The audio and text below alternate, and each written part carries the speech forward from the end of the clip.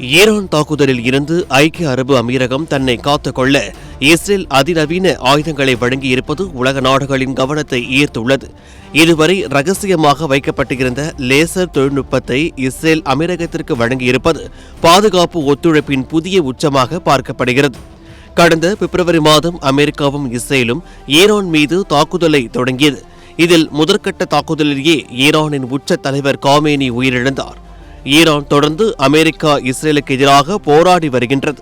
இப்போது போர் முடிவுக்கு வந்தாலும் கூட இன்னும் முழுமையாக அமைதி திரும்பவில்லை. இதற்கிடையில் ஈரான் தனது அண்டை நாடுகளான அமீரகம், கத்தார் உள்ளிட்ட நாடுகளின் மீது ஈரான் தாக்குதல் நடத்தி வந்தது. இதனால் அமீரகம் அதிக பாதிப்புகளை சந்தித்தது.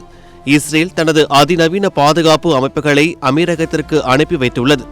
வெறும் ஆயுதங்களை மட்டும் அனுப்பாமல் அவற்றை இயக்க ராணுவ வீரர்களையும் இஸ்ரேல் அமீரகத்திற்கு அனுப்பியுள்ளதாக கூறப்படுகின்றது. உங்கள் சத்யாவில் குளு குளு ஏசி ஆஃபர். இஸ்ரேல் அனுப்பிய ஆயுதங்களில் முக்கியமானது அயர்ன் பீம். இது லேசர் பாதுகாப்பு அமைப்பாகும்.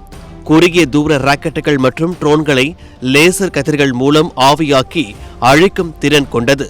லெபனானில் ஹிஸ்புல்லாவுக்கு எதிராக முதலில் பயன்படுத்தப்பட்ட இந்த தொழில்நுட்பம் இப்போது அமீரகத்தை காக்க அனுப்பப்பட்டுள்ளது. தாக்க வரும் ஏவுகணை மற்றும் ட்ரோன்களை நொடியில் பஸ்பமாக்கும் திறன் கொண்டுள்ளது. 20 கிலோமீட்டர் தொலைவில் வரும் ஷாஹித் போன்ற ட்ரோன்களை முன்கூட்டியே கண்டறிந்து தற்காத்துக் கொள்ள இது உதவுகின்றது.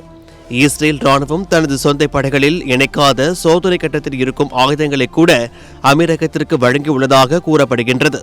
2020ஆம் ஆண்டு அப்போதைய அமெரிக்க அதிபர் டொனால்ட் ட்ரம்ப் முன்னிலையில் கையெழுத்தான ஆபிரகாம் உடன்படிக்கைதான் இந்த மாற்றத்திற்கு காரணம். இந்த உடன்படிக்கையை அமீரகம் ஏற்றுக்கொண்டதாலேயே ஈரான் விமர்சித்து இருந்தது. இதன் காரணமாகவே போரில் அமீரகத்தையும் ஈரான் குறிவைத்து தாக்கியது.